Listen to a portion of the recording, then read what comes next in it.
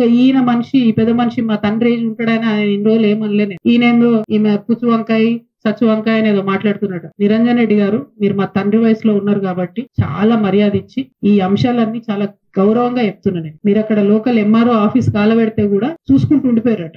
మరి అది ఒకవేళ నిజంగా కేసీఆర్ గారికి తెలిసి ఊరుకుంటే మాత్రం 100% అది తప్పు అవుతుంది, అది కరెక్ట్ కాదు. ప్రజలు మంచి తీర్పిచ్చి ఇంకా బీభత్సమైన మెజార్టీతో కొట్టేది ఉండే మిమ్మల్ని. ఇంకొకసారి నా మీద ఎటువంటి తట్టు మాట్లాడితే తండ్రి వయసు అని కూడా చూడము, పిచ్చి పిచ్చిగా మాట్లాడితే పుచ్చలేసిపోతా చెప్తున్నాను.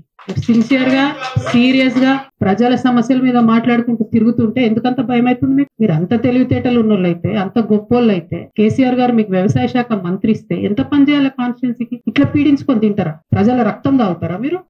దేవుడు మాన్యాలు తింటారా? ఎవరైనా దేవుడి గుడిని కబ్జా పెట్టుకుంటారా? ఎవరైనా భూములు పెబ్బేర్స్ అంతా మీకే కావాలి, వనపర్తి మార్కెట్ మీకే కావాలి, గద్వాల భూములు మీకే కావాలి. ఏంది ఇది? అంత ఉండాలి కదా భూదాహానికి ధనదాహానికి. మరి ఈ విషయం కేసీఆర్ గారికి తెలుసో తెలియదో నాకు తెలియదు. నేనైతే బలంగా ఇప్పటి వరకు తెలియదని అనుకుంటున్నాను. ఇప్పుడు మీ ద్వారా తెలియజేస్తున్నా, ఇటువంటి నాయకుల్ని ఏ పార్టీ కూడా సహకరించోకండి, కరెక్ట్ కాదు. అరే ఒక్కొక్కరు విషయం చెప్తుంటే 32 మంది బీసీ బిడ్డల మీద కేసులు పెడతారా? ఒక్కసారి కాదు, రెండు సార్లు జైలుకు పంపించారు ఒక్కొక్కరిని. ఏమన్యాయం ఇది? ఏమన్నా రాచరికమా? ఊరేస్తారా ఎందుకు? నెక్స్ట్ మళ్ళా మీరు ఇంకా నా మీద మాట్లాడు.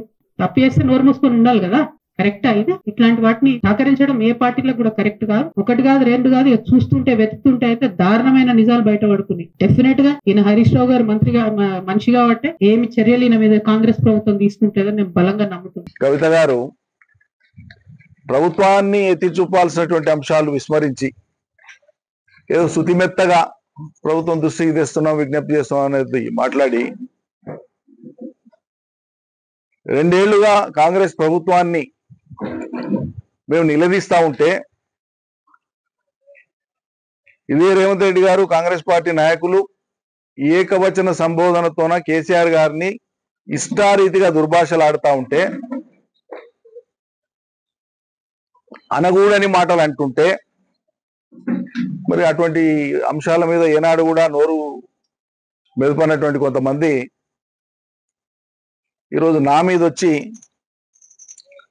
సభ్యత సంస్కారం లేకుండా ఓ తండ్రి లాంటి వయసు ఉన్నటువంటి వ్యక్తిని పట్టుకొని ఇష్టారీతిగా తనకు తానుగా మాట్లాడేది. ఇన్నేళ్ల కాలంలో ఎప్పుడైనా ఎక్కడైనా నేను ఆ అమ్మాయి ప్రస్తావన తీసినా ఒక్క మాటనైనా ఎప్పుడన్నా అన్నానా? ఒక్క మాట నన్ను ఎప్పుడైనా ఏ సందర్భంలో నన్ను ఈ రోజు వరకు తనకు తానే ఆయన నా గురించి పిచ్చి పిచ్చిగా మాట్లాడుతున్నాడు అని చెప్పి ఊహించుకొని ఇచ్చేలేపేస్తాను మాట్లాడుతున్నావు. సరే, అది నీ సభ్యత, నీ సంస్కారం. నువ్వు ఎవరి మీద మాట్లాడుతున్నావు, ఏ మాటలు మాట్లాడుతున్నావు లోకం కూడా చూస్తుంది. నేను అనని మాటల్ని అసలు ప్రస్తావనే లేదు. నీ ప్రస్తావన ఏనాడు కూడా మేము చేయలే, అవసరమే లేదు. మొన్నటిదాకా మా పార్టీలో ప్రజాప్రతినిధివి, మా అధినాయకుడి కూతురువి, మాకు విభేదించిన అంశాలే లేవు గతంలో. ఎప్పుడు మా జిల్లా కాదు, కలిసి పనిచేసేది లేదు. ఏ సందర్భం ఎప్పుడు ఎక్కడ ఏది లేనిది ఊహించుకొని ఇక్కడికి వచ్చి నా మీద మాట్లాడడం ద్వారా సంతోషపడే వాళ్ళు ఎవరు? ఇది నేను అడుగుతున్నది. ఆమె మాట్లాడిన 2వ నిమిషానికే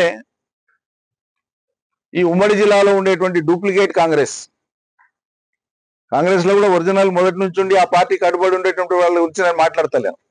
వాళ్ళు సభ్యత సంస్కారం కలిగినారు.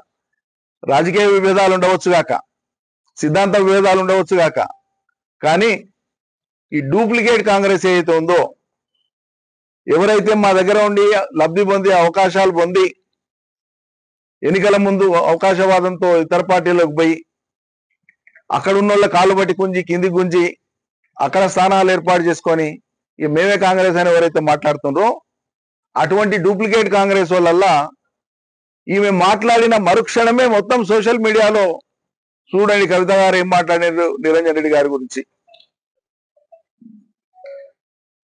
ఈయన 1 ఎకరాకు నీళ్ళు లేకుండానే నీళ్ళ నిరంజన్ రెడ్డి అని పిలిపించుకోండి. ఏం పిలిపించుకోలేదమ్మా, నీకు కావాలంటే ఆ టైటిల్ వాపసు కవర్లో పెట్టి రాసి పంపిస్తా. నీ టైటిల్తో నువ్వు సంతోషంగా ఉండు జీవితకాలం, లిక్కర్ రాణి అని. నాకేం అభ్యంతరం లేదు. నాకు ప్రజలు పెట్టిన నీళ్ళ నిరంజన్ రెడ్డి వద్దంటే విత్డ్రా చేసుకుంటా. నేను అడగలే, ప్రజలు నాకు ఇయ్యలే. వాళ్ళు పిలుచుకుంటారు ప్రేమగా. నవ్వుతారు జనం ఎవడన్నా. 1,00,000 కాదు 1,25,000 ఎకరాలకు నీళ్ళు ఇచ్చిన కేసీఆర్ సారథ్యంలో, కేసీఆర్ చిత్తశుద్ధితో, కేసీఆర్ చలవతో, ఆయన ఆశీర్వాదంతో 1,25,000 ఎకరాలకు ఒక్క వనపర్తిలోనే నీళ్ళు ఇచ్చిన. మిగతా జిల్లాలోని, ఉమ్మడి జిల్లాలోని సాగునీటి ప్రాజెక్టులు కానీ, ఈ విద్యా సంస్థలు కానీ, ఇతర ఇన్ఫ్రాస్ట్రక్చర్ కోసం కానీ సమిష్టిగా అందరం కలిసి చేసినటువంటి పని అద్భుతమైనటువంటి పని. 1 ఎకరాకి నేను నీళ్ళు లేకపోతే, మరి కేసీఆర్ నీళ్ళు లేకపోతే వనపర్తి ప్రాంతంలో రేవంత్ రెడ్డి ఇచ్చిన నీళ్ళతో వస్తున్నాయా? నీ ఉద్దేశం ఏంటి? పంటలు రేవంత్ రెడ్డి ఇచ్చిన నీళ్ళతో పడుతున్నాయమ్మా?